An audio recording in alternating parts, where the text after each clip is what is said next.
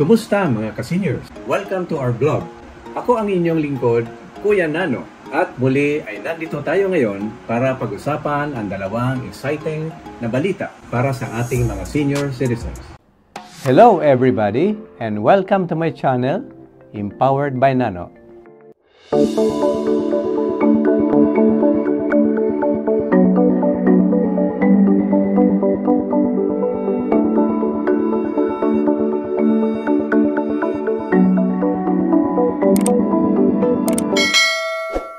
Unang balita, nilunsad na ang Digital National Senior Citizens ID sa loob ng eGov.ph app. Oo, yan ang app na ginagamitan mo na rin para sa PhilID, PhilHealth, EPRC, ang NSCID ay na-integrate na agad.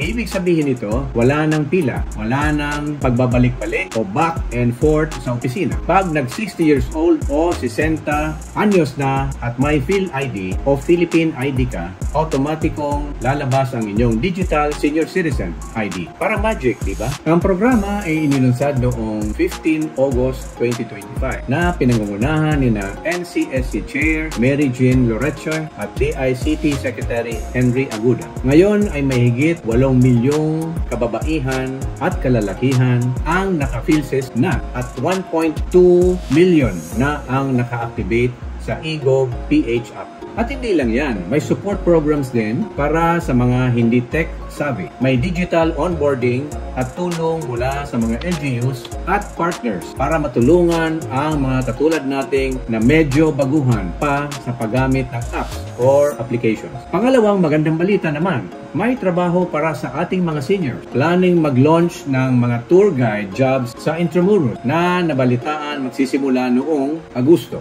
Ito ay para sa ating mga senior citizens na mahilig sa kwento at mga bagay na may kinalaman sa kultura ng ating bansa. Sabi nga ni Chair Lorecha ng NCSC, magaling tayong magkwento. Katunayan ay marami tayong kwento at marites. At kayang-kaya nating ipakita ang kulay at saya ng kultura ng Pilipinas sa mga turista, lokal man o banyaga. Kasama rin ang DOT or Department of Tourism at private sector sa proyektong ito. Ang layunin ay magbigay ng sustainable livelihood at patuloy tayong maging aktibo sa community at ekonomiya. Kung interesado, may free seminar mula September 23 hanggang October 1, 2025 para sa mga Manila-based senior na gusto maging tour guide sa Intramuros. May 30 slots lang. Kumuha ng form, CV, 2x2 photo at senior citizen ID. Ipadala sa NCSC hanggang August 22. Requirements, 60 plus, residente ng Maynila, physically fit at marunong maminsan-minsan ng Ingles. Sa madaling salita, una, i-download ang eGov.ph Super App. Mag-register gamit ang iyong PhilSys number at activate ang iyong digital NCID. I-prepare ang inyong documents at mag-apply para sa tour guide training. Andyan na ang boss, digital convenience at bagong maing informal na trabaho para sa atin. As senior citizens, papasa tayo at pwedeng makipagsabayan sa digital world at sabay-sabay nating gawing makulay ang kasaysayan ng Intramuros para sa atin, para sa mga batang gustong marinig ang tunay na kwento ng ating bayan. Kaya mga ka-seniors, huwag nang pahuli.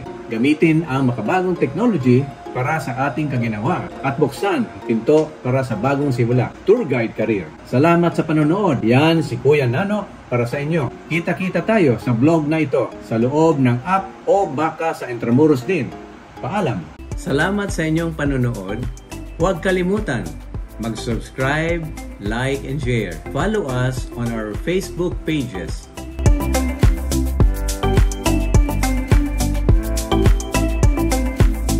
Ito po si Nano, ang nagsasabing, stay strong and be empowered. Bye!